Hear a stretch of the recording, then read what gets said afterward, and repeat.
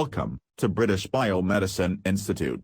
Today we will explore autosomal dominant inheritance.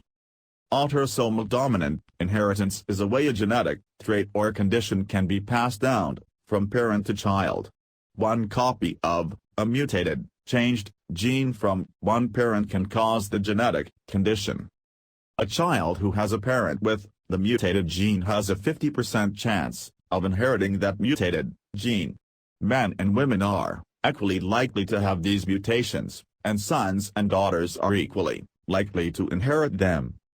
A person with an autosomal dominant disorder, in this case, the father has a 50% chance of having an affected child with one mutated gene, dominant gene, and a 50% chance of having an unaffected child with two normal genes, recessive genes. In an autosomal dominant disorder, the mutated gene is a dominant gene located on one of the non-sex chromosomes, autosomes. You need only one mutated gene to be affected by this type of disorder. A characteristic of some dominant genes is that they can have variable expression.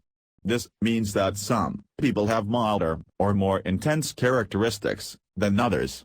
Another important characteristic of dominant genes is that, in some cases, they can have reduced penetrance. This means that sometimes a person can have a dominant gene copy, but not show any signs of the gene. The concept of reduced penetrance is particularly important in the case of autosomal dominant cancer susceptibility genes. If a person has inherited a cancer susceptibility gene, it does not mean they will automatically develop cancer. It simply means that the person has inherited a mutation in a gene that gives them a higher chance to develop cancer than someone without the mutation. Examples of conditions involving autosomal dominant inheritance are Marfan syndrome, Ehlers-Danlos syndrome, neurofibromatosis, achondroplasia. Some dominant genetic conditions affect a person from the moment they are born. Others only affect that person during adulthood. These are known as late-onset disorders.